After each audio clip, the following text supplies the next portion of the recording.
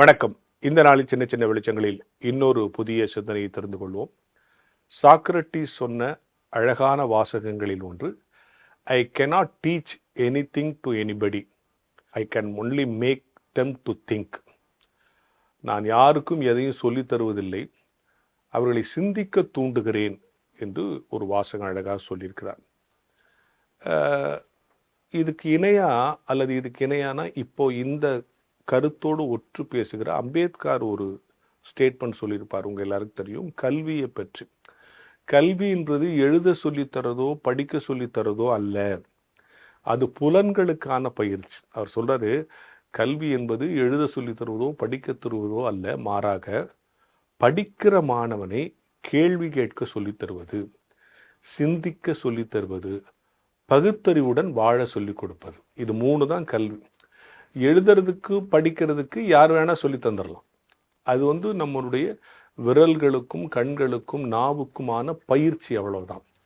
ஆனால் படிக்கிற மாணவனிடத்தில் இவையெல்லாம் பயிற்சியாக இருக்கக்கூடாது. இதை தாண்டி அவனுக்கு என்ன இருக்கணும்னா, கேள்வி கேட்குற ஆற்றல் இருக்கணும். கேள்வி கேட்பது மட்டுமல்ல, பல கேள்விகளுக்கு சிந்தித்து விடை சொல்லுகிற அளவுக்கு சிந்தனை இருக்கணும்.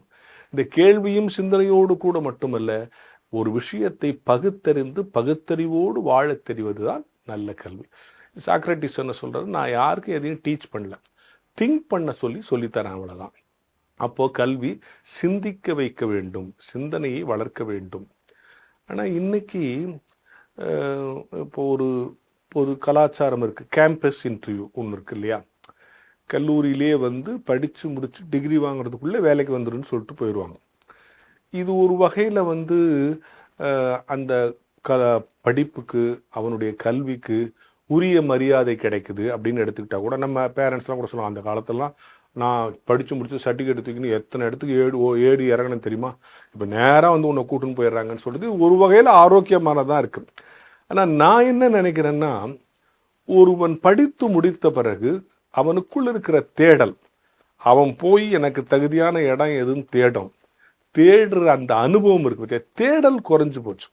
இன்னைக்கு எல்லா விஷயத்துலையுமே தேடல் குறைஞ்சு போச்சு இல்லை? அப்படி தட்டினா வந்துடுது, ஆர்டர் பண்ணால் வந்துடுது, கூப்பிட்டா வந்துடுது, அப்படிங்கிற மாதிரி எதுக்கும் மெனக்கெடணுங்கிற அவசியம் இல்லாமல் போவது ஒரு பக்கம் ஆரோக்கியம் மாதிரி தெரிஞ்சாலும், அது மிகப்பெரிய ஆற்றலை, மனிதன் தனக்குள்ள இருக்கிற ஆற்றலை இழக்கிற ஒரு ஆபத்து இருக்கிறதுன்றது நம்ம புரிஞ்சுக்கணும். ஒவ்வொன்றையும் தேடி முயற்சித்து கஷ்டப்பட்டு கடினப்பட்டு அடிப்பட்டு சைக்கிள் ஓட்ட சொல்லி தரும்போது நம்ம விழுந்து எழுந்து தான் சைக்கிள் ஓட்ட கற்றுக்கிறோம் இல்லையா? நேராக போய் கற்றுக்க முடியாது. எனவே தேடல், அந்த தேடலின் விளைவாக வருகிற அனுபவம், அந்த அனுபவத்தின் வாயிலாக கிடைக்கிற பல்வேறு புதிய புதிய விஷயங்கள் மனிதனை மேம்போக்காக இல்லாமல் அவனை ஆழமான ஒரு மனிதனாக மாற்றும். எனவே கல்வி என்பது வெறுமனை எழுத படிக்க சொல்லித்தரதில்லை, சிந்திக்க சொல்லித்தரணும். இந்த சமூகத்தை பற்றி, சமூகத்தில் இருக்கிற சிக்கலை பற்றி, தனக்கு இந்த சமூகத்தில் ஒரு இடத்தை அவனாகவே தீர்மானித்து கொள்ளுகிற ஆற்றலை எது கொடுக்கிறதோ அதான் கல்வி. சார், நான் இதை படிச்சிருக்கிறேன், என்னால் இதை செய்ய முடியும்னு நான் நினைக்கிறேன், இந்த விஷயத்தில் சாதிக்க முடியும்னு நான் நினைக்கிறேன் அப்படின்னு அவனாக ஒரு களத்தை உருவாக்கி அந்த களத்தில் ஜெயிக்கிற ஆற்றலை கொடுக்கிற கல்வி தான் சிறந்த கல்வி. அதுக்காக நான் கேம்பஸ் இன்டர்வியூ குறைச்சி மதிப்பிடுறேன் நீங்கள் நினச்சிடாதீங்க. வேலை தேடுகிற அனுபவமே கூட ஒரு பெரிய விஷயம். வேலை தேடுகிற ஒன்றை தேடுதல் என்கிறது மிகப்பெரிய அனுபவம். தேடல் இருக்கிற வாழ்க்கை தான் இயங்கிக் கொண்டே இருக்கும், இனிப்பாகவும் இருக்கும் என்கிற ஞான வெளிச்சத்தோடு இந்த நாளை தொடங்குவோம்.